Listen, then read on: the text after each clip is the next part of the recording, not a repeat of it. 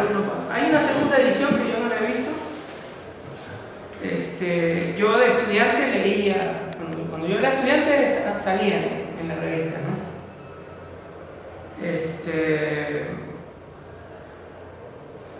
Yo tengo que hacer esa referencia porque él tiene una de las perlas que él publicó, se llamaba Thanks Hips, gracias Hips. Y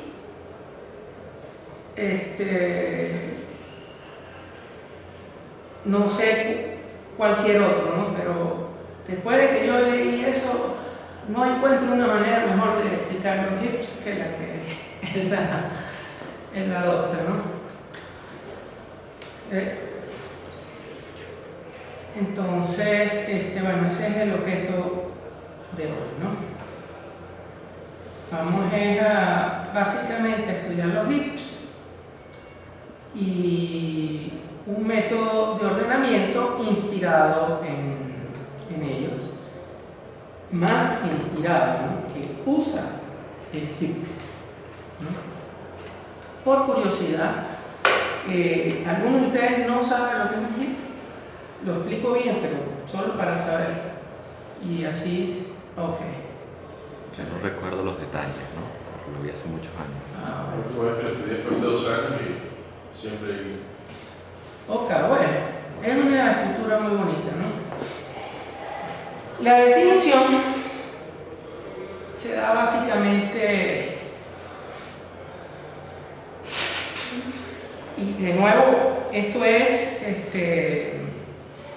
matriz de Bentley, de John Bentley, ¿no? Un hip se define como un árbol binario. Inclusive vamos a subrayar el hecho de binario porque no necesariamente es binario, ¿ok? No es una condición sine qua non, puede ser un árbol de cualquier orden, pero es más simple entender lo binario. Y ahorita en una transparencia posterior vamos a ver un hip de orden 3 y veremos ahí algunas cositas interesantes, ¿no?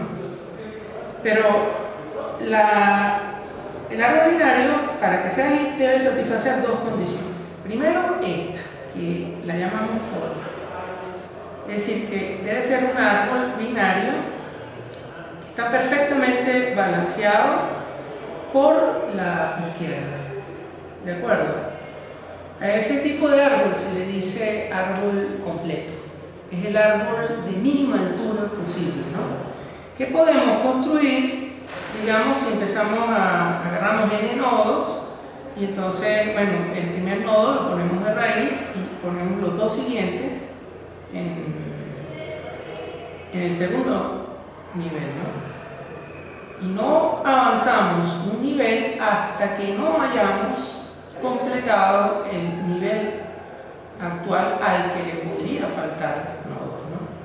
Entonces, este arbolito es un árbol completo, ¿no? Y le queda todavía aquí espacio para meterle una ramita más, ¿no? Aquí le puedo meter otra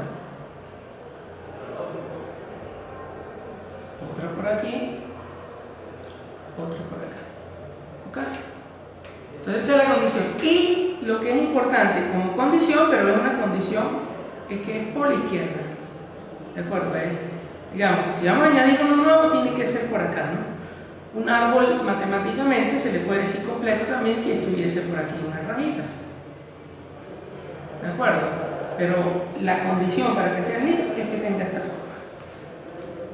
Primera condición. Segunda condición, hay una relación de orden entre las claves. En pocas palabras, para todo nodo interno que pertenezca al árbol, las claves de sus 2 hijos, de las raíces de sus hijos, son mayores. Y eso se cumple para todo nodo. ¿Ok? He aquí un ejemplo. ¿Ok? Entonces tenemos un árbol cuya raíz es 2 y todo lo que está debajo de 2 es mayor, ¿no? Agarramos un nodo cualquiera, con clave 48, y aquí es mejor resaltar, ¿no? Agarremos este con clave 48 y vemos que lo que está por debajo de él tiene clave mayor, ¿no? Este 38, todo lo que está por debajo de él es mayor, ¿no?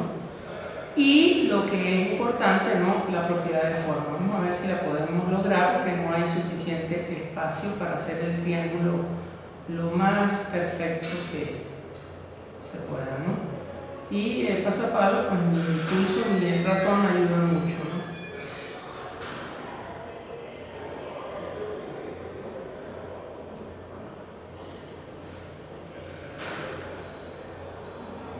Ok, entonces ahí está ya listo.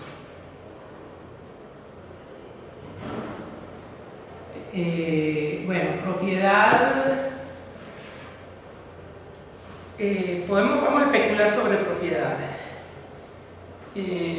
Una propiedad es que siempre es un árbol de altura mínima. Al tener la propiedad esa triangular, el árbol siempre va a tener la mínima altura posible en función de la cantidad de nodos. ¿Ok? Y otra propiedad que es la que lo hace, bueno, las dos es lo que conforma el gran interés en el heap, pero otra propiedad, ya es la más práctica, es que el menor de todos los elementos siempre está en la raíz. ¿Ok? Entonces, la raíz siempre me va a dar el menor. Yo quiero saber el menor de los elementos que están en ese conjunto y en O1, tac, lo obtengo. ¿Ok? Bueno, este es un heap de orden 3 y lo puse de orden 3 adrede para poder explicar más o menos un asunto que es muy interesante, ¿no? De instrumentación de estructura de datos, ¿no? Quiero que noten que el heap de orden 3 está etiquetado, ¿no? Solamente, perdón, disculpe, recapitulo. Este no es un heap, no es un... Es un heap, pero no se le colocaron las claves con la intención de que lo fueran. Sin embargo, bueno, lo ves, ¿no? Ahora, pero vamos a ver el recorrido por niveles de este árbol.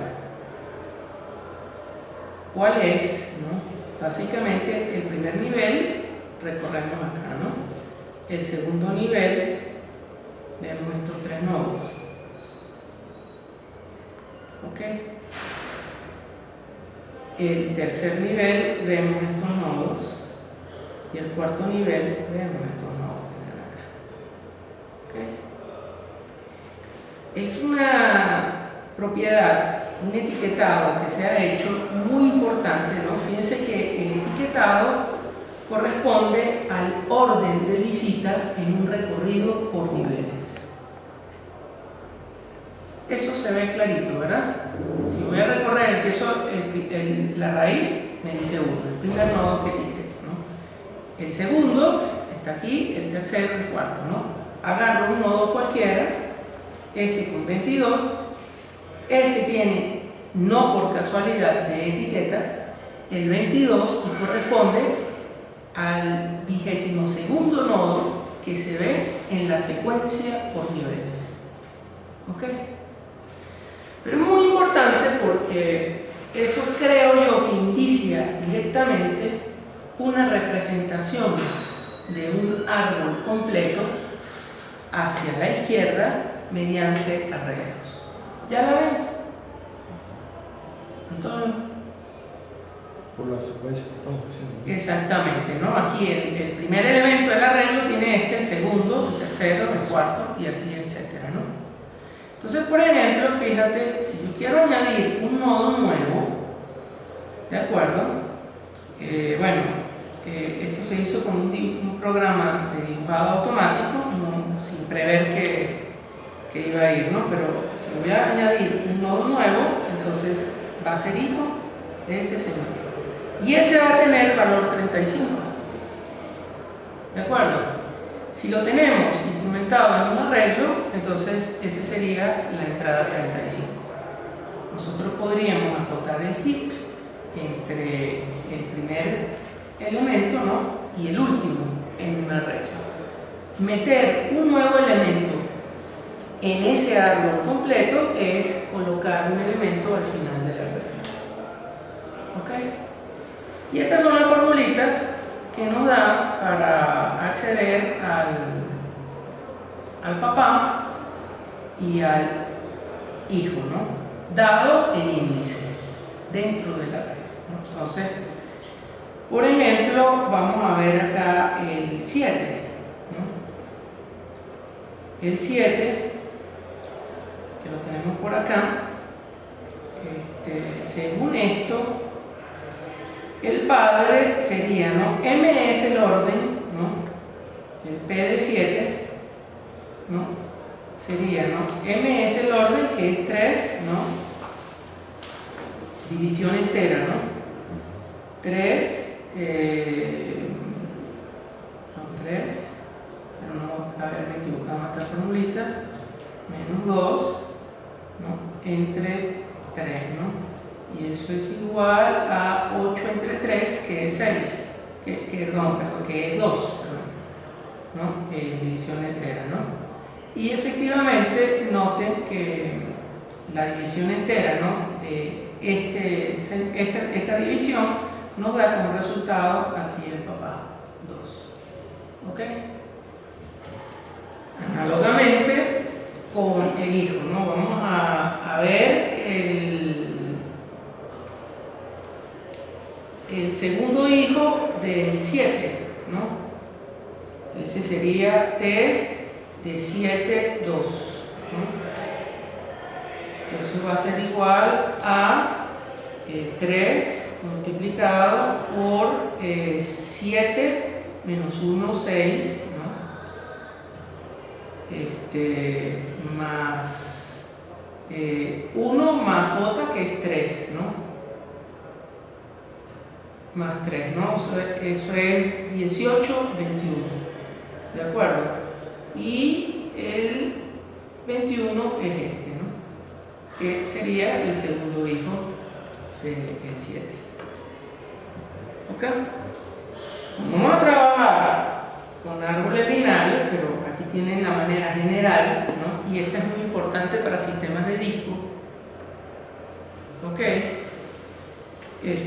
Vale la pena enunciar, ¿no?, lo siguiente, ¿no? Dado el índice de un nodo, el papá, que lo llamo U de up, ¿no?, de I, es simplemente I dividido entre 2, ¿no? Sustituyen en esta fórmula 2 y le va a dar división entera de I entre 2. ¿Ok? El hijo izquierdo de I va a ser 2 multiplicado por I, y el hijo derecho de I va a ser igual a 2 por I más 1. Este es el caso para árboles binarios. Eso para el caso de orden. binarios. Ok, orden 2. ¿Ok?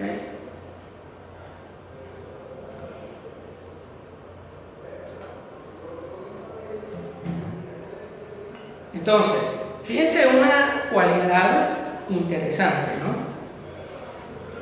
Bajo el conocimiento de que el árbol es completo, ¿ok?, esta representación no consume punteros. El eventual desperdicio que podría acarrear sería, digamos, la diferencia que haya entre lo que esté apartado en el arreglo y el último elemento. Podríamos usar un arreglo dinámico para eso, y ahí habrá siempre un poquito de desperdicio, ¿no? ¿De acuerdo? Pero es una representación que tiende a ser muy compacta y rápida. Y además, o sea, compacta, no tiene punteros, pero además más versátil, porque no es fácil acceder al papá sin un puntero. Y ahí está directo. ¿Ok? Sí. si es binario, me imagino que esas operaciones se pueden hacer con shifting. Exactamente. Con un shift a la izquierda o a la derecha para multiplicar o dividir respectivamente. ¿Ok? Bueno. Vamos a asegurarnos de salvar.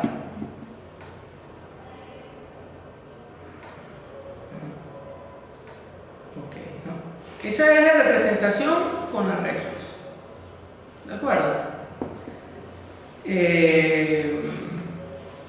Si lo representamos como árboles tradicionales, bueno, esta representación existe, se ha implantado, ¿no? Aunque es bastante, es muy versátil, pero también es dura de implantar, ¿no? Es decir, bueno, se usan nodos de un árbol binario. No se usa un puntero al papá, o no me acuerdo, sí se usa, perdón, aquí está señalado, ¿no? Con la doble flecha, ¿no? ¿De acuerdo? Y lo interesante es que la última parte, el último nivel, se trata como una lista doblemente enlazada. ¿Ok? Y si se diseñan bien los patrones, o sea, si se usan patrones de diseño elegantes, correctos, se puede hacer sin esfuerzo, o sea, sin estar haciendo maromas de tipo y cosas por el estilo, ¿no? Aunque no es trivial, ¿no? Pero se puede, ¿no? Entonces, bueno, van a tener acá un apuntador siempre al último cuando van a insertar una nueva cajita. Entonces, si tienen que apartar memoria, y la insertan por acá.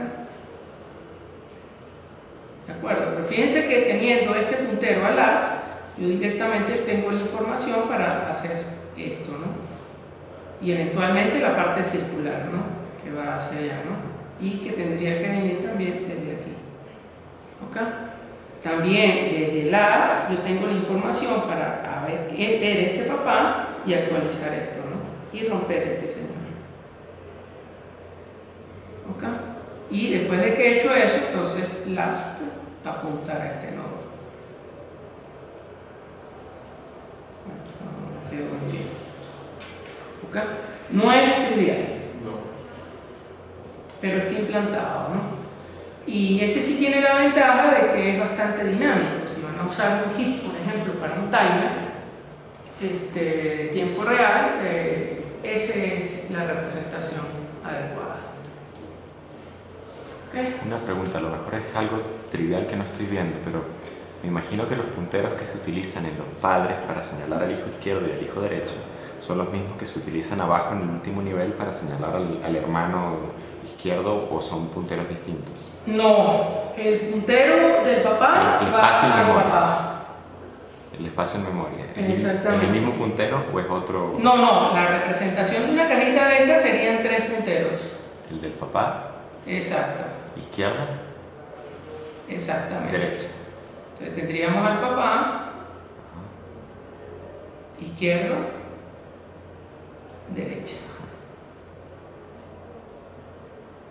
Y la clave. Claro, pero por ejemplo en el anteúltimo nivel, izquierda y derecha apuntan al hijo izquierdo y al hijo derecho.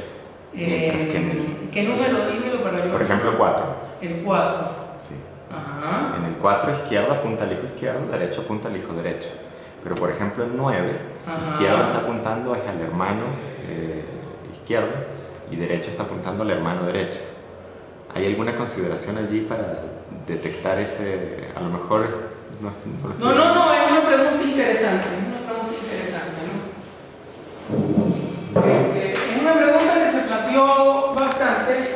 Pero si te fijas en el 12, o sea, el hermano derecho ni siquiera, el puntero derecho ni siquiera apunta al hermano, sino apunta al papá. También, pareciera que... Exactamente. O sea, lo que hay que es darse cuenta cuando un puntero es de lista y cuando es de árbol. Exactamente. ¿Sí? Ajá. Los de los papás sí no tienen problema. El puntero del papá siempre son apunta papás. al papá. ¿Ok? ¿no? Pero cuando tengo un nodo no voy a dibujar el puntero al papá. Yo lo que necesito es saber si este señor es un puntero a un nodo de árbol, o sea, es un puntero árbol o es a... también va a ser un puntero al árbol, ¿no? Pero es trabajándolo como una lista enlazada, es decir, un hermano. ¿Ok? Entonces, la solución tradicional, la que uno siempre debe atacar de primero, es ponerle una mosquita al puntero. Y siempre lo debe hacer así. ¿De acuerdo? Entonces tú dices, si el puntero tiene la mosquita, entonces es a papá. Y por supuesto, esa mosquita requiere una mosquita en el nodo. ¿Ok? Tendría que decir aquí es hermano, y aquí es hermano. Un boolean. O un bit si fuesen esas Honeywell que habían hace como 30 años el sistema, ¿no? Que eran de 9 bits, ¿no? Y uno podía, había una instrucción que le podía direccionar directamente el bit tal. Pero eso está en desuso, ¿no? Nosotros ahora ya esa notación, esa distinción está desapareciendo. Tal vez regrese, ¿no? Habría que echar una conversación con Gerard, ¿no? A ver cómo está este asunto, ¿no? Pero lo que sí es ahorita un hecho es que toda máquina que usted va a tomar en este momento, en lo que es el acceso a memoria por palabra completa, es RISC.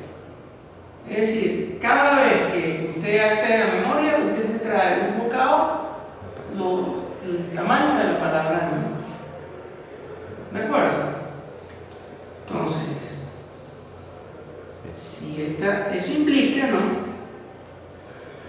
Para que eso funcione a giorno, bien sincronizadito con el reloj.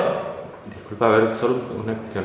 ¿Va por el mismo camino que el hilado sí, de árbol? Es la misma técnica. Okay. Es la misma técnica. Entonces, para que funcione el acceso a memoria, estabilizando los pipes y todas esas cosas, ¿no? Bien sincronizado con el reloj, entonces uno tiene que traer direcciones que son múltiplos de la palabra. Desgraciadamente, Intel todavía permite acceder a eso, pero en detrimento de mucha pérdida de tiempo. Lo que pasa es que como la mayoría compra PC para hacer Word, no se dan cuenta, pero eso cuesta mucho. Entonces, las palabras se acceden y el sistema operativo lo va a hacer así, y lo que es más importante, el NUP, el malloc, el NUP de C, de C++, de Java, perdón, el NUP de C++, de Java, otro lenguaje, va a buscar palabras, chunks, como se dice, bloques, va a apartar pedazos de memoria que son múltiplos de la longitud de la palabra, alineados a la longitud de la palabra. ¿De acuerdo? Entonces, si nosotros tenemos 32 bits de longitud de palabra, tenemos 3, son 8, 4, 16, 5 bits de cualquier puntero, ¿de acuerdo? Que están en 0. Ok, entonces ahí tiene 5 bits para poner usted mascaritas y cosas de esas. Lo que sí debe tener mucha precaución es de nunca hacer un acceso con ese, sobre todo si está en Intel, porque puede acceder, y eso es lo grave. Que accede es un error, pero como no hay una excepción, entonces usted va a poder acceder. Y como, bueno, NUP y malloc, detrás de ellos subyace un runtime que va en biblioteca. ¿De acuerdo? Entonces, bueno, el runtime le garantiza que le va a dar múltiplos de las palabras, pero No hay manera de que alguien llegue y acceda a un puntero inválido y si el hardware lo permite, pues lo va a hacer. Disculpa porque son 5, no deberían ser 2, o sea que estoy viendo. Son 32 bits, son 4 bytes. Deberían ser, no deberían ser los 2 últimos bits. Sí, bueno, o sea, no sé, da no sé, cuenta. no sé, En todo caso, yo no conozco bien esto, O sea, son cada 4 bytes que aparecen. Cada 4 bytes que es una dirección válida. Exactamente. Ok. Entonces son 32 bits, ¿no? 32 bits, 32 ¿cuánto es en potencia de 2?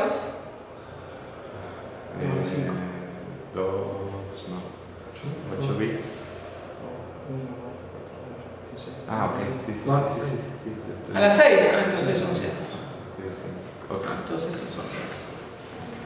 Entonces, bueno, ahí usted pone entonces, antes de hacer un acceso,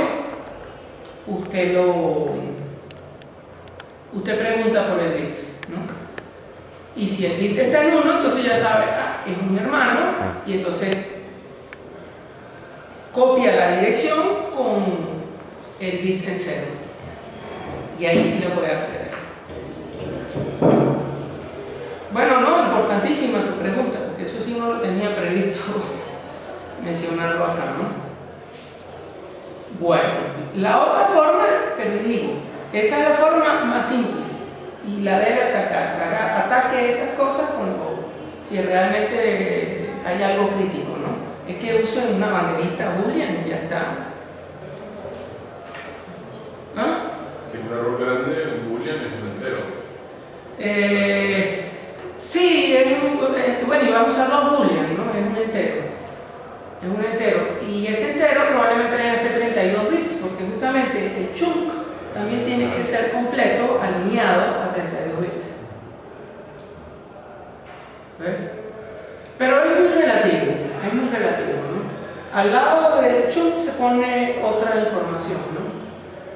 O sea, cuando usted manda a apartar 16 bytes a Nuke, en un objeto de 16 bytes, él va a apartar probablemente 20 o más. Él va a apartar 28 bytes. Porque depende del manejador de memoria, ¿no? Pero el tradicional, el más popular, cada bloque de memoria, él va a colocarle aquí 2 punteros, uno es una lista doble, ¿no? Uno al predecesor, otro al sucesor y aquí el tamaño del bloque. Entonces esa información y lo que retorna es esta, a partir de esta dirección. ¿De acuerdo? Entonces el manejador usa esa información para cuando haga el delete, entonces poder colapsar si están contiguos o no. ¿De acuerdo? O sea, poder convertir esto en uno solo cuando sean. Entonces, él mantiene esto siempre ordenado por tamaño de dirección. Bueno, hay varios algoritmos, pero los más interesantes, sobre todo en lenguajes orientados a objetos, son así. ¿Ok?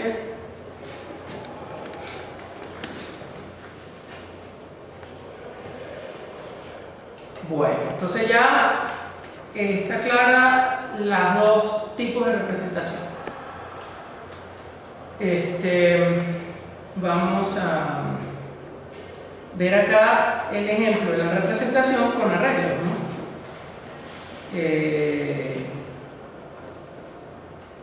Esta debió haber sido la transparencia anterior, ¿no? Pero bueno, este es el arreglo. Entonces el recorrido, fíjate, este es el índice, ¿no? Lo podemos poner más delgado. Este es el índice. Entonces en el primer índice tengo 2, en el segundo tengo 14. Es exactamente el recorrido por niveles. ¿Ok? No se colocó todo porque no pude disminuir más la letra. ¿Ok? Entonces, si voy a colocar aquí un nuevo nodo, entonces colocar al final de este arreglo ese nuevo nodo. e incrementar un contadorcito de la cantidad de elementos que tenga. Sí, está claro, ¿verdad? Bueno, para insertar en un heap, fíjense lo siguiente, ¿no? El heap siempre va a tener esta forma. Tal vez debí haber hecho dos, ¿no? El punto es que el heap original llega hasta aquí. Entonces yo inserto un elemento X, entonces se convierte en este señor. Siempre lo voy a insertar al final del arreglo o al final del último nivel si estoy usando. Entonces, colocarlo en esta posición ya de entrada me garantiza la propiedad de forma. ¿Ok? Y la propiedad de orden se restaura con una serie de swaps, ¿de acuerdo? Mirando el papá, se mira al papá y si el papá tiene una prioridad mayor que X, entonces yo hago un swap entre los dos. Eso hasta llegar a la raíz o hasta encontrar un nodo cuya prioridad sea menor. Y ahí me detengo. ¿Okay? La rutinita que hace eso en Canut y en Bentley se llama sit-up. ¿Okay? Recibe el arreglo, el índice y los índices entre los cuales se quiere hacer el SIGAF, ¿no? El Cormer, Laser von Ribes, y hay ahora otro autor, creo que se llama Stein, no recuerdo, llama esa rutina Hippify. ¿De acuerdo? Isabel Bensemel la llamaba flotar. Yo no vi la clase con ella, no sé por qué la llamaba, pero una vez le vi los apuntes, ¿no? Que tiene sentido, por supuesto, ¿no? Ya se entiende la inserción. ¿Ok? No vale la pena. ¿Ah? Estás hablando de una prioridad, la prioridad es la clave. Sí, la clave. Sí, aquí prioridad y clave es lo mismo en este momento. ¿Ok? Aquí hay un ejemplito de inserción que nos permite mejorar el asunto. O se ve bien la otra figura. ¿Esta se ve bien o no? No creo que se vea en la cámara. Ok. No lo puedes agrandar e irla pasando. Ok. O sea, aquí tenemos un heap, el cual le vamos a insertar el 38. ¿De acuerdo?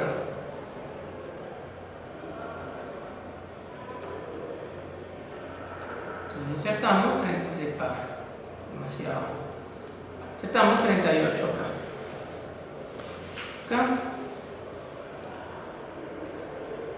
Entonces la idea es que 38 tiene prioridad menor que el 81, un valor menor que el 81, entonces se hace un swap. Entonces el 38 nos queda por acá. ¿De acuerdo? O es así o... Ajá. El 61 tiene mayor prioridad. ¿De acuerdo? Entonces hay que hacer otro swap. Entonces se hace el swap. Queda acá, ¿no? Y todavía falta un poquitín más. Y hay que intercambiarlo con el 39, ¿no? Entonces ya aquí en este momento el 33 tiene menor prioridad, se detiene. No lo escribí, pero... Como muchos son log n swaps. ¿Ah? Son log n swaps. Como mucho. A lo sumo.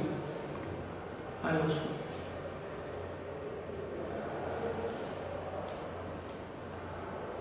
Vamos a restaurar acá este tamaño.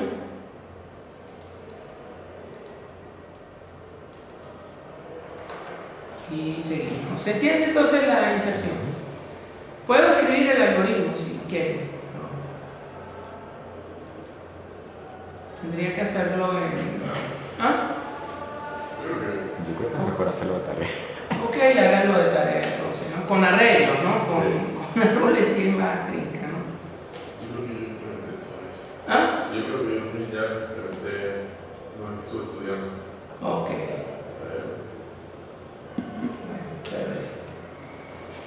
Bueno, la eliminación, ¿no? La eliminación,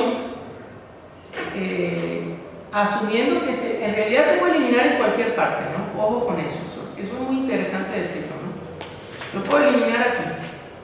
Podría agarrar una clave aquí y eliminarla, ¿no?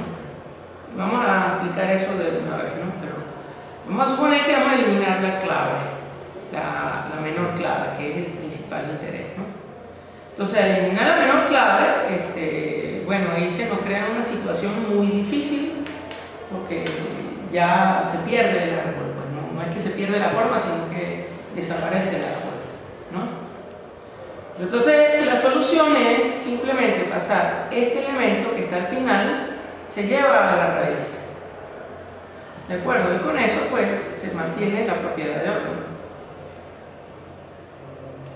Y ahora, entonces, se hace swapping hacia abajo hasta alcanzar un par de hijos que tengan mayor prioridad o que sea hoja.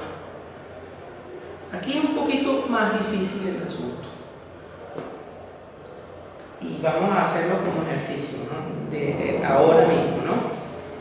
Que sea como hoja, ¿cómo se detecta? En un arreglo. Porque cuando calculo el índice izquierdo o derecho se sale de la cantidad de nodos que tengo actualmente. ¿Ok? Cuando usted accede al índice, o sea, multiplica por 2 el índice, le da mayor que n. Entonces es una hoja. ¿Ok? Y lo que hay que tener aquí también, detalle bien importante, es que se tienen que ver dos nodos. Y se tiene que hacer los dos hijos. Y entre los dos hijos se tiene que seleccionar el de menor prioridad. Y ese de menor prioridad es el que se va a comparar con el que eventualmente se va a hacer swap. ¿Sí está claro? Antonio. Si lo vamos a ver en el ejercicio, que si lo vamos en el ejercicio, refirmamos. No, pues, bueno, sí, aquí viene una simulación, ¿no? Entonces, bueno, aquí vamos a aumentarle el tamaño a esto. Aquí vamos a eliminar la raíz, ¿no? Entonces, eliminar la raíz, bueno, para que tenga sentido, habría que mostrar que este es el árbol anterior, ¿no? Estaba el 33 de raíz, se hizo el intercambio y entonces el 33 está aquí, ¿no? Pero ya no tiene sentido decir que es hijo, porque ya se asume que está eliminado, ¿no? El último nodo era el 81, entonces se colocó aquí de raíz, ¿ok? Entonces fíjate, Antonio, tú tienes que, aquí tienes una violación de prioridad y esa con certitud va a ocurrir a menos que se repitan prioridades, ¿de acuerdo? Cosa que es muy improbable, ¿no? Pero con toda certitud eso va a ocurrir en la primera vez, que va a haber esa violación de prioridad, ¿ok? Entonces, tú vas a seleccionar el de menor prioridad entre los hijos, que es el 38. ¿De acuerdo? ¿Por qué la tienes que seleccionar? Porque si tú haces un swap del 59, entonces el 59 queda violando la prioridad con el 38. Entonces tienes que escoger el menor entre estos dos. Después de que escogiste el menor entre estos dos, entonces sí lo comparas y lo intercambias. Y entonces obtienes este estado. Aquí tienes el 81, vas a seleccionar el 39, que es el menor. Y lo intercambias. ¿De acuerdo? Aquí seleccionarías el 61, que es la menor prioridad entre el 66, y la intercambias. Entonces aquí ya eso es un hilo. ¿Ok?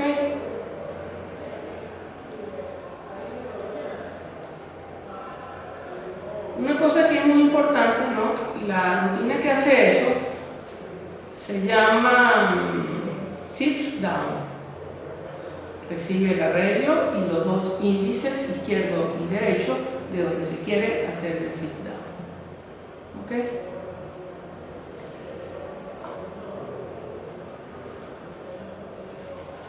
Bueno, también se puede modificar prioridad, ¿no? Avance. Y el botón que no era. No, ajá. Aquí en este arbolito, por ejemplo, yo podría, aquí hay un 108 que no se debe ver bien, ¿verdad? Vamos a amplificarlo y con eso lo vemos. ¿Ahora sí se ve? ¿No? Si lo puedes agrandar un poquito más. Ahí sí. Entonces, nosotros podríamos aquí cambiar este valor y poner, por ejemplo, 15. ¿De acuerdo? Entonces, si se pone 15, evidentemente ese va a ser cifra hasta que sea raíz. ¿De acuerdo?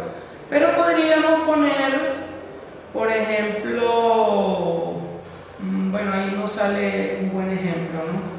Podríamos colocar el 119, el 124.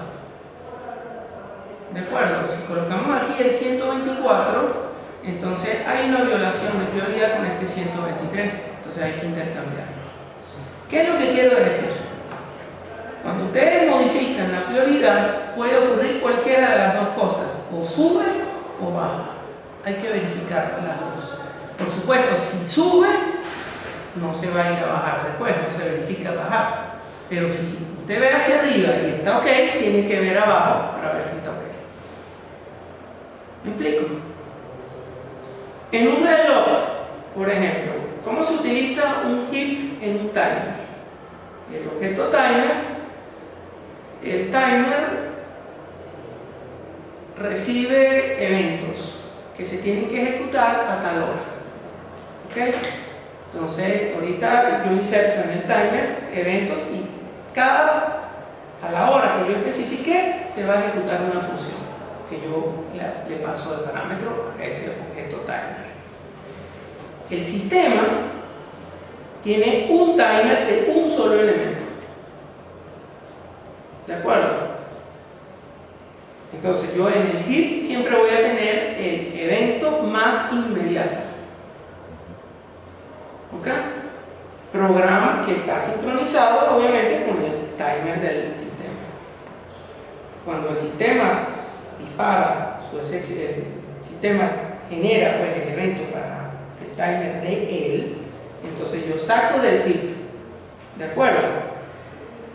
Produzco el evento. ¿Ok?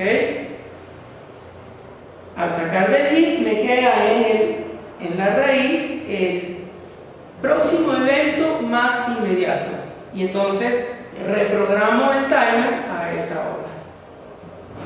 ¿Está clara la técnica? Supóngase que usted por alguna razón quiere cancelar un evento. Por ejemplo, en un protocolo de comunicación, y estoy hablando de un caso real implantado con estos hips, usted hace un request, envía un mensaje request, y si al cabo de tanto tiempo no ha recibido un reply, entonces usted dice, bueno, a lo mejor es que se perdió, entonces yo vuelvo a repetir el envío del request. Entonces ahí yo programo un evento para repetir el envío del request al timeout que yo tengo en el protocolo. Pero si llega el reply, yo tengo que cancelar el request, porque no voy a repetir sabiendo ya que él llegó a su destino.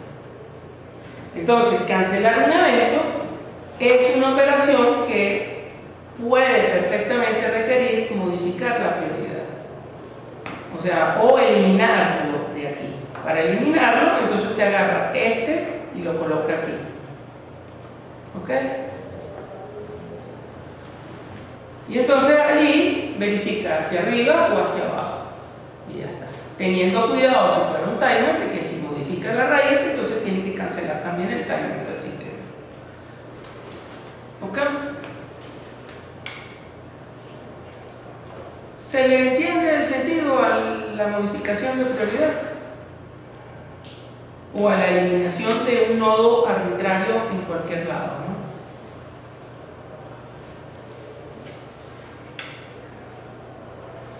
¿no? Bueno. El análisis.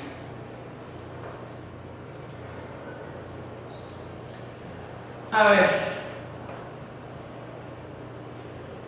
Ayúdenme ustedes. Logarítmico, ¿verdad? Si el árbol, la información crítica es que el árbol es completo, de mínima altura. ¿Ok? Entonces, meter en el último nivel, eso lleva o 1 o log n, si estoy usando un árbol ahí raro, sin mucha maquinaria. Tengo que bajar hasta ahí, ¿no?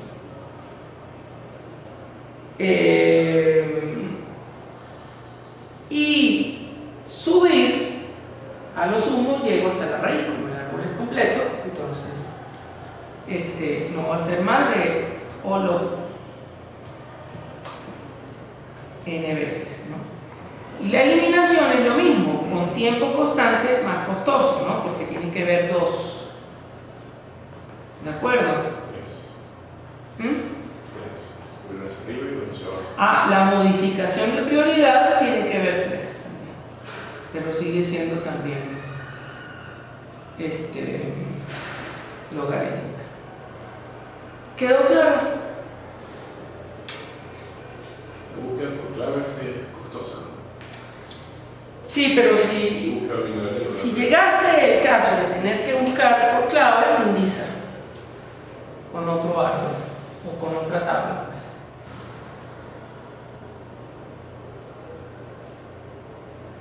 Luego búsqueda binaria sobre el programa. Bueno, tendrías que ordenar. Pero no está ordenado. No necesariamente. Aquí lo ves clarito.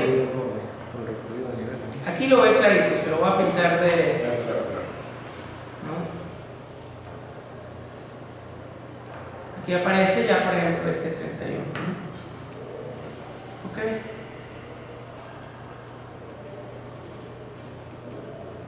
Bueno, el heap es el corazón instrumental de una interfaz sumamente útil y popular y que no es casualidad, se usa muchísimo en grafos. ¿Ok? Ese tipo abstracto de datos se llama cola de prioridad, ¿no? Fundamentalmente son 3 operaciones, aunque se puede incluir la cuarta, que es modificar la prioridad, ¿no? O eliminar una cosa específica, ¿no? Un nodo específico, ¿no? Una observación, ya que tú hiciste la pregunta, ¿no? de las claves, ¿no? Si yo requiriese buscar claves rápidamente, esta representación podría ser más útil, porque entonces el índice, ¿de acuerdo?, mantendría clave y dirección acá. ¿De acuerdo? Que esa... El índice mantendría clave y dirección. El índice tendría la clave de búsqueda, que puede ser la misma prioridad, ¿no? U otra clave, ¿no? Y la dirección de esta cajita. Esta cajita se va a mover con las operaciones del heap, pero la dirección va a seguir siendo la misma. ¿Me explico?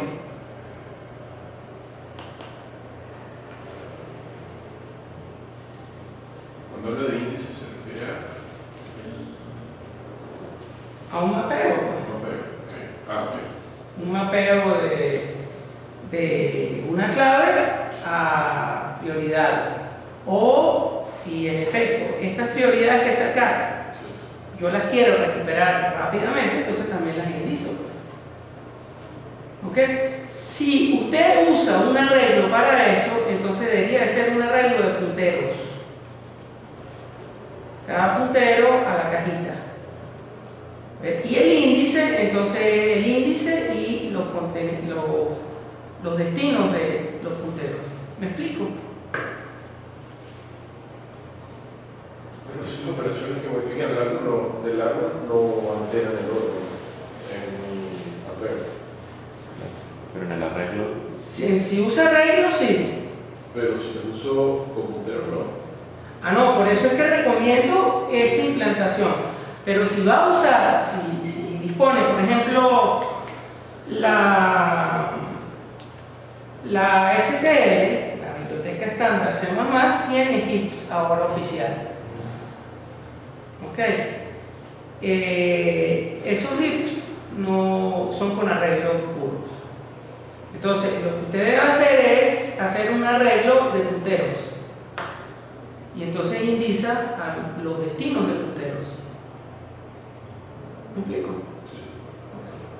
Ah, ok, a ver si entiendo. O sea, en el arreglo, en lugar de poner las claves directamente, Punteros a las cajas que tienen las claves y entonces Exactamente. indizamos. Ok. Claro, de esa manera, cualquier operación sobre la No el índice. Ahí usted puede modificar el arreglo, pero de todas maneras, pues el índice externo a las claves sigue vigente. A lo sumo hay que eliminar un elemento si estamos quitándolo. Exacto. ¿Cómo? A lo sumo hay que eliminar un elemento del índice. Bien.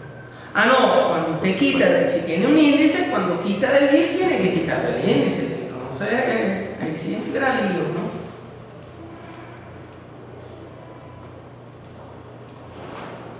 Bueno, entonces las operaciones que estaban era inserción, que es log n, consultar el menor, que le dice top, pero también es el menor, puede ser getMin, algo por el estilo, ¿no?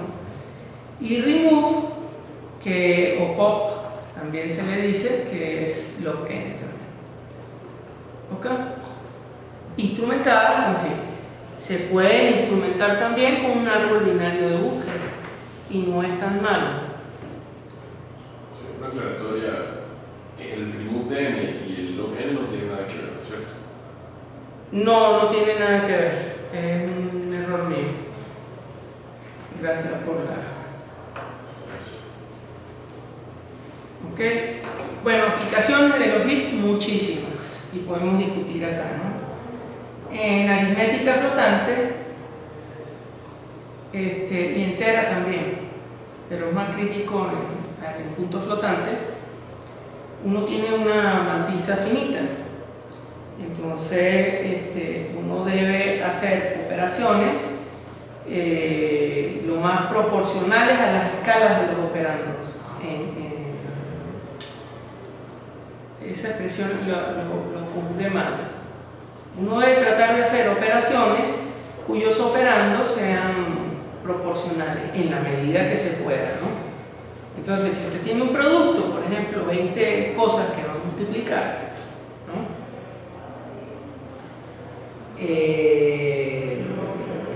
Bueno, multiplique primero los valores más pequeños y vaya progresivamente aumentando, multiplicando los más grandes.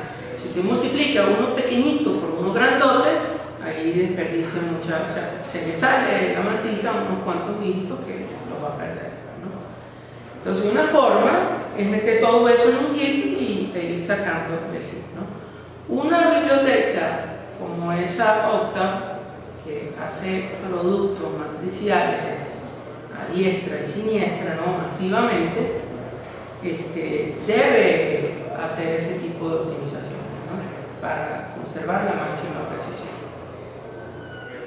¿Okay? E inclusive, aunque fuese en aritmética fija, en aritmética arbitraria, perdón, para minimizar el consumo de memoria, uno también podría usar un HIP, ¿no? Yo creo que cuando di el Cuando les expliqué el uso del HIP para un timer de eventos reales, ahí queda clarito que también funciona para eventos discretos, ¿no? En un simulador de eventos discretos uno también maneja una cola del evento discreto que es más próximo en el tiempo simulado. ¿De acuerdo? Entonces uno saca ese elemento, ejecuta el evento, el cual genera otros eventos a futuro. Esos eventos pueden ser más inmediatos a los que ya están en la cola, pero también pueden ser después de los que están en la cola o intercalarse entre sí. Entonces el HIP es la estructura idónea para meterlos, porque ahí siempre me va a quedar el evento más inmediato en tiempo de simulación. ¿Ok? Los códigos de Huffman es otra aplicación del HIP, ¿no? No sé si saben lo que son códigos de Huffman. Código de Huffman es una técnica de comprensión muy popular que la descubrió Huffman en los años 50. Huelga decir que, vamos a hacer un paréntesis porque hay que honrar a este tipo, ¿no? Huelga decir que Huffman se negó rotundamente a patentar ese algoritmo. Y durante más o menos unos 50 años, quizá menos, 40, se estuvo buscando mecanismos de comprensión basados en comprensión de Huffman, el código de Huffman, razonables, buenos, pues, ¿no? Hasta que por ahí en el 98, creo que fue 99, el BESIC famoso que usamos ahora, comprime por Huffman, ¿no? Y eso es un resultado que se sabía lo teórico de los años 50, que esa es la mejor compresión posible, ¿no? Para hacer, aquí sí es muy engorroso hacerlo, ¿no? Para hacer una síntesis ahí muy rapidita,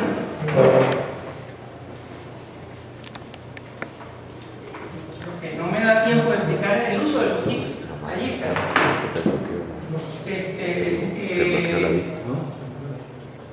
en los códigos de Huffman uno anota la aparición, la frecuencia de aparición de ciertos símbolos. Entonces uno dice, bueno, este aparece 50 veces, 30, 20, 10, 40, ¿no? Etcétera, ¿no? Asumiendo que son cosas alfabéticas, ¿no? Pero el BESIC no es alfabético, ¿no? Entonces, la idea es construir un árbol binario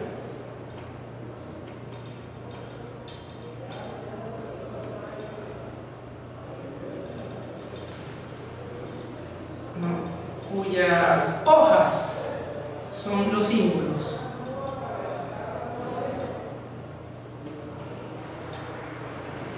Etcétera.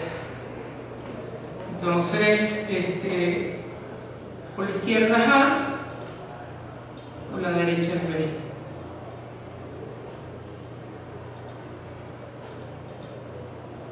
Entonces, si o A puede ser 0 y B puede ser 1, para que se vean bits. ¿De acuerdo? Entonces, A, B o 0, 0, 1 representa la letra B. ¿De acuerdo? La letra C sería A, B, A. A, B, A. Entonces la idea de la comprensión Huffman es obtener un árbol de esto tal que la comprensión sea máxima. ¿De acuerdo? Entonces, por supuesto, con 29 caracteres no es mucho lo que se va a ganar, ¿no? Aunque podría ser si el texto es muy grande, ¿no? Pero por ejemplo, si la A se repite en una proporción tan descomunal, podríamos tener un arbolito así, ¿no? Aquí está la A, aquí tendríamos la E, ¿no? Y aquí sí tendríamos bastantes cosas, ¿no? lo más corto, que son los prefijos más corticos, van a ser correspondientes a los símbolos que más se repiten, ¿no? Si el que más se repitiese fuese A, sería el código más corto, que es 00. O 0, podría ser, en caso extremo, 0. ¿De acuerdo? Bueno, si les interesa, podemos estudiar árboles de Huffman. Decidan ustedes, pero tendría que preparar la clase, ¿no? A mí me interesa. Ok, ¿no? Otra persona. A mí me interesa. Bueno, entonces pendiente de preparar la clase. En julio se las doy. ¿Ok? Sobre todo, una pregunta quizás se sale del alcance, pero ¿por qué si se conoce desde los 50? O sea, ¿cuál ha sido la dificultad allí para que apenas en el 98 el BESIP realmente haya alguna... Mira, mi respuesta oficial no sé. Estoy siendo filmado, ¿no? Mi respuesta oficiosa es porque no lo quiso patentar. Y ya habían, sobre todo es que hay una relación, ¿no?, entre la comprensión y el cifrado. Entonces había unos cuantos grupos de investigación en cifrado, rusos, estadounidenses, franceses, israelitas. Antes de Huffman, la mejor comprensión era el BESIP, que es israelita y que fue patentada, ¿no? Esa es mi teoría, ¿no? Pero también es que no es tan directo, ¿no? O sea, encontrar el patrón de repitencia. ¿De acuerdo? Entonces, el BESIP es un algoritmo más estadístico. Empezaron a estudiar lo que más se repetía y entonces ese fue el patrón para... Mientras que Huffman es un patrón matemáticamente óptimo, o sea, el árbol de mayor comprensión posible. Lo que yo siento, me imagino que decirlo es fácil, armar el árbol, ese es el meollo del asunto, ¿no? O sea, ¿por qué el camino hacia A es 2? ¿Por qué 3? ¿Por qué 1? ¿No? O sea, que sea óptimo realmente. Ok, bueno, eso preparamos la clase y lo explicamos, ¿no? La idea es minimizar la cantidad de la suma de las frecuencias de prefijos, de las longitudes de los prefijos. Por cierto, no lo he dicho, ¿no? Pero ese lenguaje es exactamente el mismo lenguaje de Lucas Siemens, solo que le falta la B, la última B.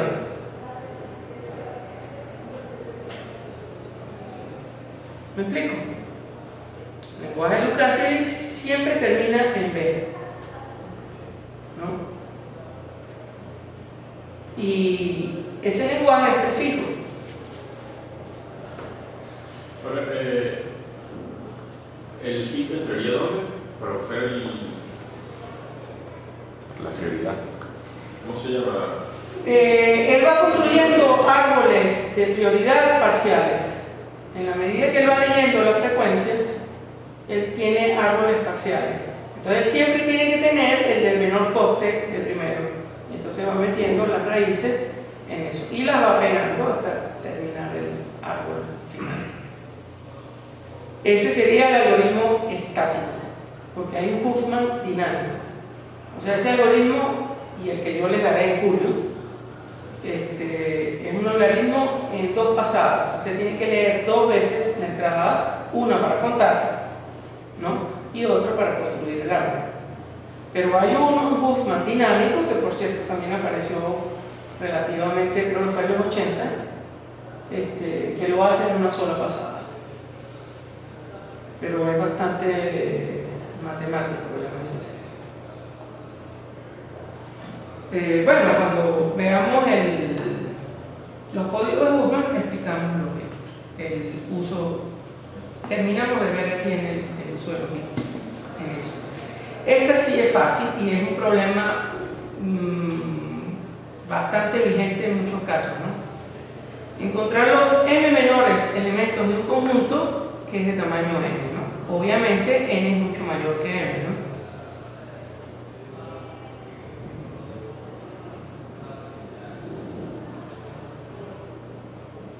Entonces, lo ven.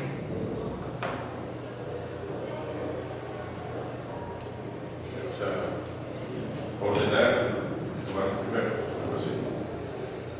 Ok, si lo ordeno, lo resuelvo, ¿no? Pero en eso pago n log n y modifico el conjunto, cosa que a lo mejor no es deseable, ¿no? ¿De acuerdo? Usando un heap, usando dos heaps, ¿de acuerdo? Usted lee, empieza a leer y va guardando los menores.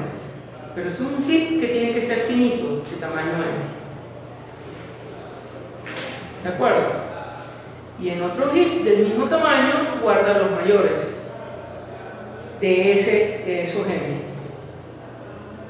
¿Por qué? Porque cuando el máximo tamaño del heap es m. ¿De acuerdo? Si el heap crece más, entonces el algoritmo deja de ser lineal. ¿Okay? Entonces, usted va leyendo, cuando se le llena el heap, alcanza el tamaño m, tiene en el otro heap los elementos mayores de ese mismo tamaño, el mismo heap pero con la prioridad invertida, cambiándole la operación de comparación. Con eso sale. ¿De acuerdo? Entonces, cuando usted va a leer el m más un elemento, si ese elemento es menor que el mayor del heap de mayores, entonces yo tengo que sacar del heap ese elemento, de los dos heaps, ese elemento y meter ese que acabo de leer. ¿Me explico? A ver. Pero yo podría resolver el problema, aunque no es la mejor manera, como lo dije, ordeno y tomo el primero m. Sin duda. En un heap 1 con los menores. Pero lo que es importantísimo entender es que el tamaño de este heap es m. Tengo un heap con los mayores. Los mayores del conjunto. No, los mayores de acá, los mismos elementos que están acá, están acá. Ok, ya. ¿De acuerdo? Pero es el mismo heap, aquí se compara así, aquí se compara así. Claro. A ver si entiendo. O sea, el que está en el tope del heap de la izquierda es el menor. Y Sí. el que está en el tope del heap de la derecha es el mayor. Es el mayor. Y los que están en el heap, los m que están en el heap, son los m menores, elementos vistos.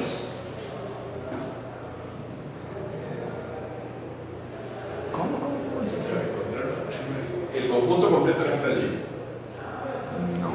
No está allí.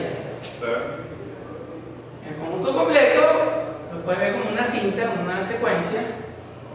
M es apenas un pedazo de este tamaño. Vamos a suponer que yo he leído hasta aquí.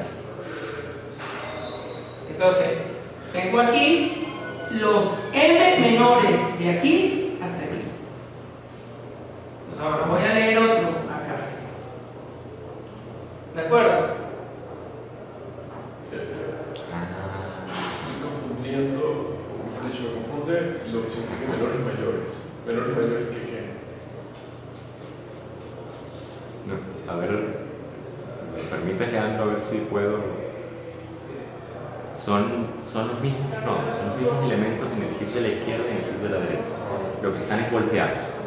O sea, el heap de la izquierda están ordenados de tal forma que el menor de esos m elementos siempre está al tope. Y el heap de la derecha están ordenados de manera que es el mayor de esos m elementos el que siempre está al tope. ¿Sí lo ven? Lo que sí le puedo decir, menor, es que los m elementos que están en este heap, que son los mismos que están aquí, son los m menores elementos vistos desde el inicio de la secuencia hasta ahí. Entonces, cuando yo veo uno nuevo, un i más 1, entonces yo pregunto, bueno, ese es menor que el mayor que está aquí. Si ese es menor que el mayor que está aquí, entonces ya tengo que sacar el mayor de aquí y de aquí para poder darle espacio en ambos y meterlo. ¿Sí? Ahora sí yo tendré que recorrer todo el arreglo, ¿cierto? Todo mi conjunto. Pues es que si tú quieres saber cuáles son los m menores del elemento de un conjunto, tienes que ver todo el conjunto. Entonces, en este caso sería recorrer eso, lineal aquí, e insertar en aquí, logarítmico. Log m. Si lo quieres ver variable, entonces sería O n log m. Que da una función del tamaño de m mucho más rápido que hoy. Y con creces.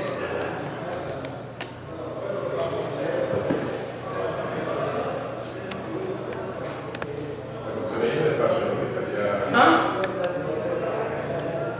Que la cuestión ahí es el espacio. Tendría 2 hits adicionales. Sí. Es ideal, pero para un motivo pequeño. Respecto a m. Si m es muy grande... Estás en el mismo igual. O sea, si m es muy grande, mejor ordenar. Eso es posible, claro. O sea, si m se aproxima a n, o sea, si m es dependiente de n, otra forma. ¿Ok? Pero si m es acotable e independiente de n, eso sucedía mucho con las cintas. Las cintas tenían muy poca memoria. Entonces uno sacaba, y hay un ordenamiento, no me acuerdo cuál es, sinceramente, el polifacético, iba a decir. No me acuerdo cómo se llama este ordenamiento, ¿no? Que es de varias fases, que usa el HIP de esa forma, ¿no? Claro, además que la cinta, modificar una cinta es Eso también es... una sola pasada. Eso también es engorroso, ¿no? E inclusive a veces no interesa modificar, ¿no? O no se debe. Pero es que inclusive ahí es más eficiente que ordenar. Asumiendo un m acotado. La respuesta yo la pondría en esto, no tanto pequeño, que lo es, sin duda, ¿no? Acotado. Si m es acotado, entonces ese algoritmo es lineal.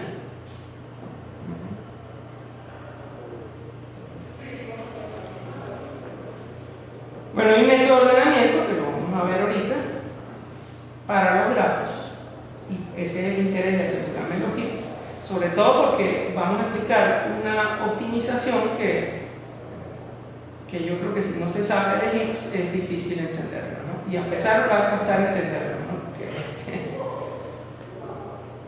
Bueno, y hay otras aplicaciones, ¿no? Oye, esto me salió desordenado. Que ahora viene el ordenamiento por el heap sort, ¿no?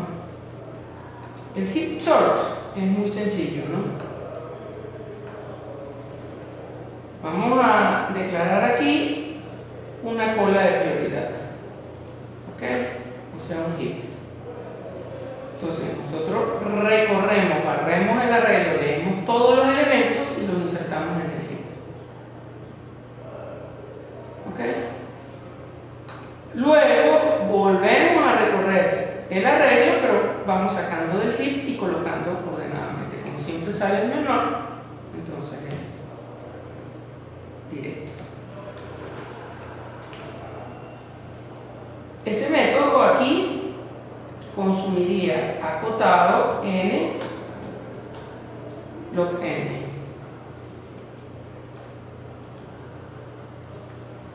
Que es el mismo tiempo que ocuparía esto, ¿no? Y cuya suma es exactamente lo mismo, ¿no? Entonces un método n log n. Está claro, ¿verdad? Pero tiene el cuestionamiento de que yo necesito n espacio para guardar este heap. ¿Ok? Sin embargo, resulta que el heap se representa con una regla. Entonces, uno puede diseñar el algoritmo de suerte tal cuando empezamos la primera iteración aquí en i igual a 1,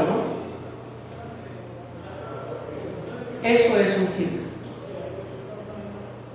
Avanzamos a la siguiente posición y es como si hubiésemos insertado un elemento en el heap y entonces hacemos el ciraf. ¿De acuerdo? Y entonces aquí en la posición i tenemos un heap entre 1 e i y en adelante está desordenado, pero cuando terminamos la barrida entonces tenemos un heap completo en el arreglo. ¿Ok? Esa es la primera pasada y esa no usa espacio adicional. La segunda pasada, empezando, vamos a hacer el caso de haber puesto el dibujito empezando, ¿no? Cuando yo empiezo, ¿no? Yo tengo un heap desde 1 hasta el final de la regla, ¿ok? En la segunda pasada, ¿ok? Lo idóneo sería empezar a colocar acá, pero voy a barrerlo desde acá. Como lo estoy barriendo desde aquí, entonces este heap lo invierto. ¿Ok? Es decir, construyo el heap, pero lo que está en la raíz es el mayor de todos los elementos. ¿Se entiende?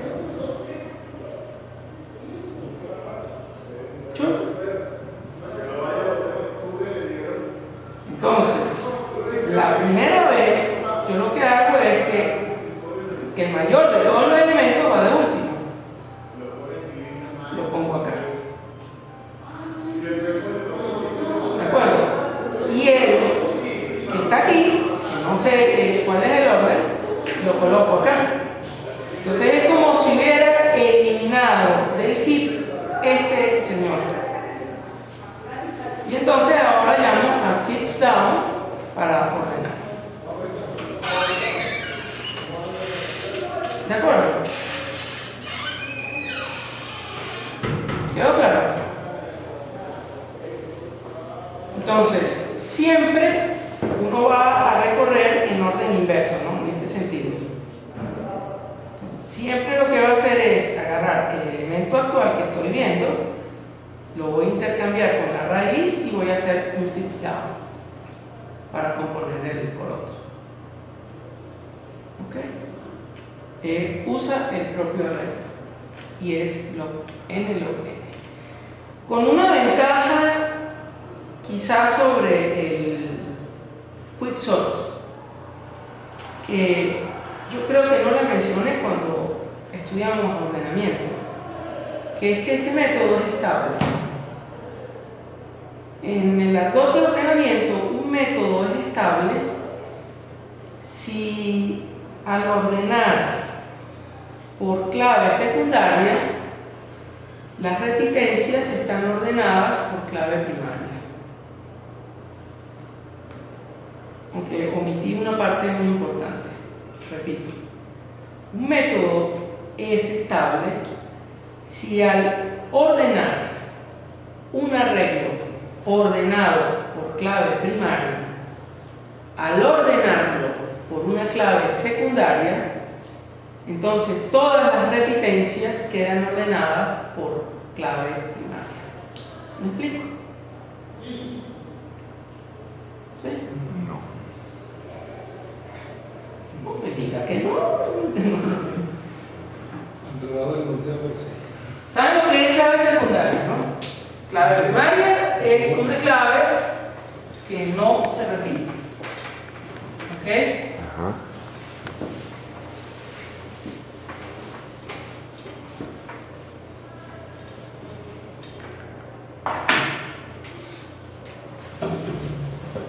Entonces, por ejemplo, la cédula de identidad no se repite. Pero los apellidos, y más podría decirse, los nombres, sí se repiten. Entonces, si yo tengo una tabla ordenada por cédula, ¿de acuerdo? Ahora ordenarla por nombre, bueno, al ordenarla por nombre va a aparecer aquí José un montón de veces. Pero las repitencias de José están ordenadas por cédula. A ver si entiendo, o sea que si primero ordeno por cédula y después ordeno por nombre, si el método es estable, entonces me queda ordenado la repitencia por la Al clave. revés.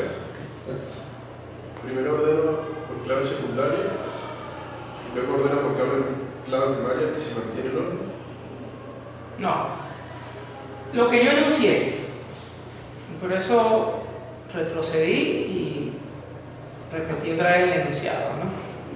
Si yo ordeno una secuencia ordenada por clave primaria, la ordeno por clave secundaria, entonces las claves repetidas quedan ordenadas por clave primaria, pero solamente las repetidas.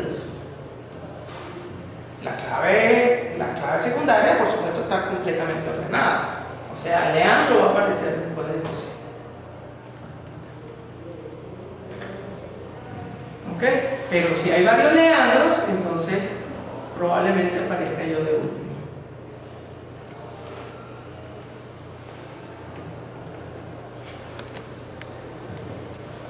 ¿Se entendió? Yo lo interpreto otra vez. ¿Ah? Yo lo interpreto otra vez. Ajá, pero bueno, dale, explícame. A veces uno se entrampa, ¿no? A ver, yo tengo los nombres ordenados alfabéticamente. Sí, entonces, los nombres de lugar aparece primero que ya. Ok. Luego yo invoco un mecanismo. Ahora, usted ordena por cédula y todos los nombres se le desordenan. Así, sí. Listo.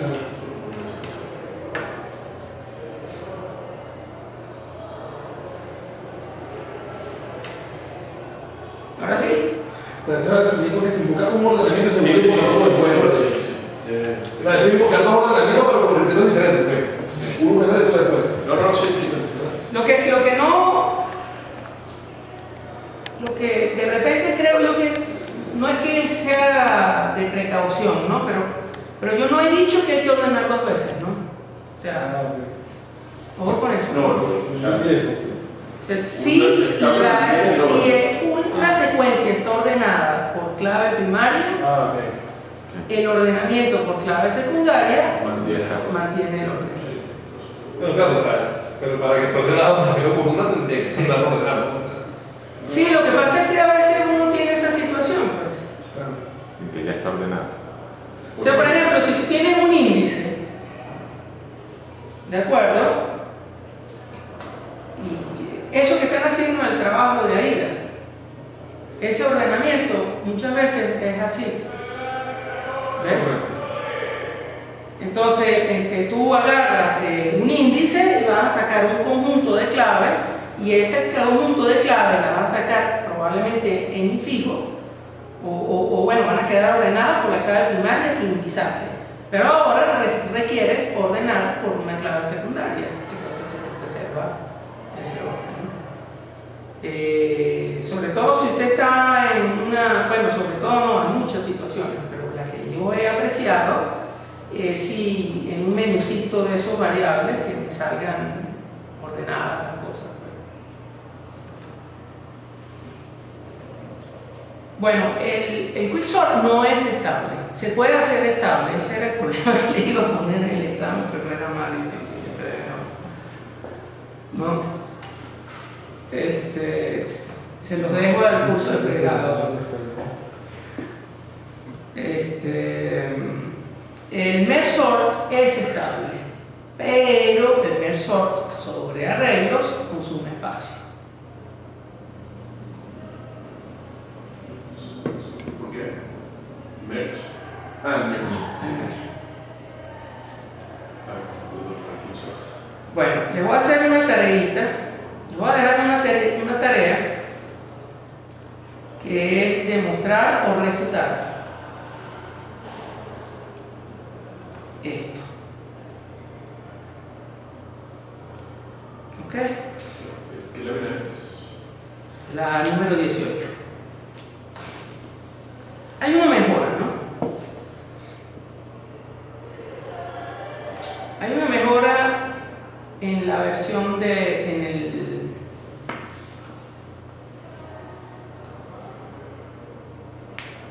en el heap sort, ¿no? Y la mejora es con la primera pasada. Esta es la primera pasada, no la segunda, ¿no?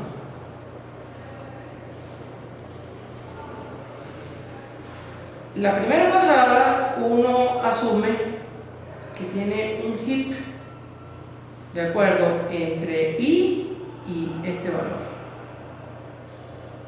¿Ok? Y entonces, bueno, progresivamente uno va en este sentido y va llamando a shift down. Entonces, al terminar, ¿no? También invertido, ¿no? Al terminar queda un heap en todo el arreglo. Pero la mejora consiste en lo siguiente, ¿no? Que aquí hubo un error no de transcripción, pero de elegancia, ¿no? Cada shift down que se hace aquí tiene este costo, ¿no? Log de n, el extremo, menos log de i. Y cuando usted suma todo eso, le da lineal.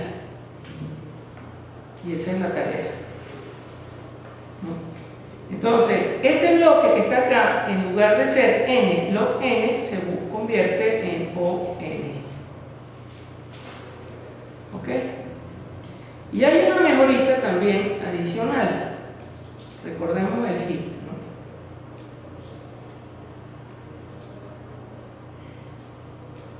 La mitad, si nosotros vemos el arreglo por la mitad, ¿de acuerdo? Esta zona de la mitad es la zona que está aquí. Hasta llegar a la mitad. Esas son hojas en el heap. ¿De acuerdo? Como son hojas, usted puede comenzar el for por el centro.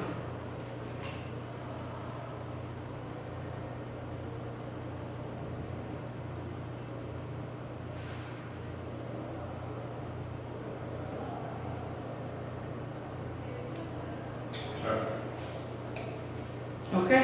En lugar de comenzar desde acá, siempre va a ser Inútil. exactamente. O sea, en vano. En vano.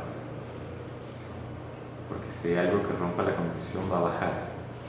Las zonas están lo más abajo que pueden estar, Claro. no puedes bajar más de ahí. Claro, exactamente. Y de Y lo que estoy haciendo es bajando. Bueno, machete. Bueno. Eso es todo, profe.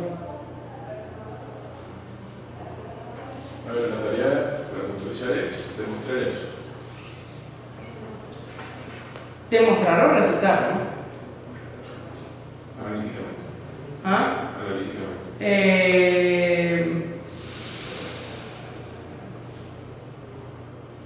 Convincentemente. No tienes que darme una... Pero si me la das, la aprecio, ¿no? Por supuesto, ¿no? No tiene que ser una prueba rigurosa, pues, ¿no? O sea, el paso es cómo se acota acá. Y la definición de O lo puede hacer. De hecho, yo creo que esta parte intermedia, que es correcta, ¿no? Porque este logaritmo se puede hacer como división, podría entrampar, ¿no? Si lo ve así, puede ser mejor.